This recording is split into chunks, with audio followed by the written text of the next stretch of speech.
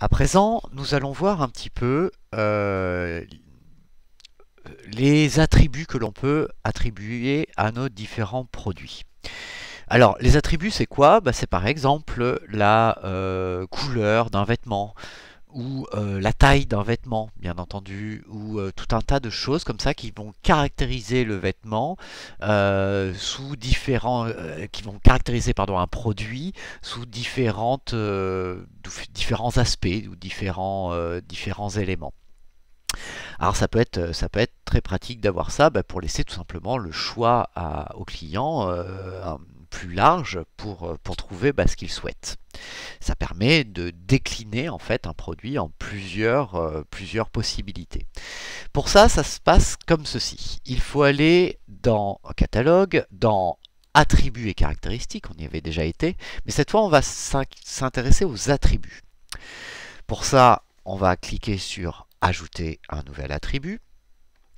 Et par exemple, pour moi, ça pourrait être le support sur lequel je vais vendre mes formations. Donc par exemple, ici, je vais créer un attribut qui va s'appeler le support. Ce support, je vais le laisser tout simplement en mode liste déroulante. Mais il y a un point important ici, c'est que vous avez un type d'attribut plus particulier qui est couleur ou texture, qui permet tout simplement d'avoir des valeurs de couleurs ou carrément des textures, donc c'est-à-dire des images. Bon, moi je vais laisser en liste déroulante pour l'instant. Ça peut très bien marcher d'ailleurs pour les couleurs, hein, bleu, rouge, noir, on comprend très bien.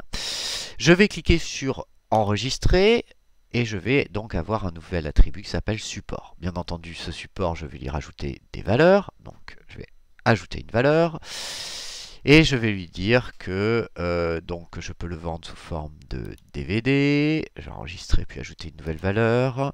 Je peux l'enregistrer sous forme de Blu-ray ou tout simplement sous forme de fichier téléchargeable.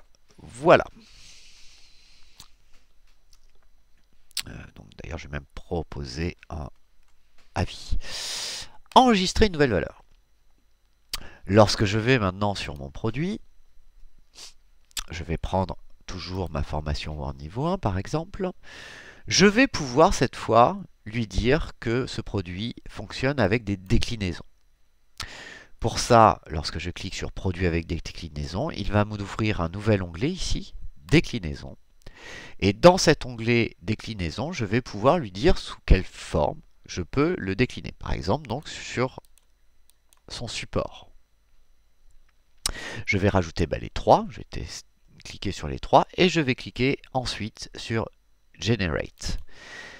Il va me rajouter en bas ici de ma feuille mes différents éléments importants, à savoir est-ce qu'il y a un impact sur le prix? Bah oui, un DVD ça coûte plus cher qu'un fichier téléchargeable, donc je vais rajouter 5 €.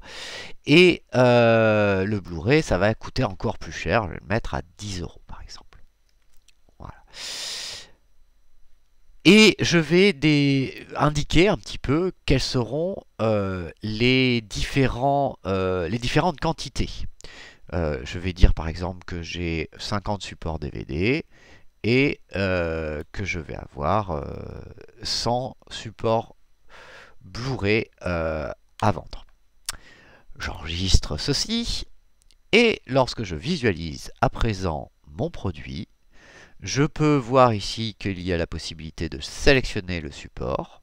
Par défaut, il est sur DVD, ce qui me fait un prix à 126 €. Si je mets en fichier téléchargeable, ça me le réduit bien entendu à 120 € TTC.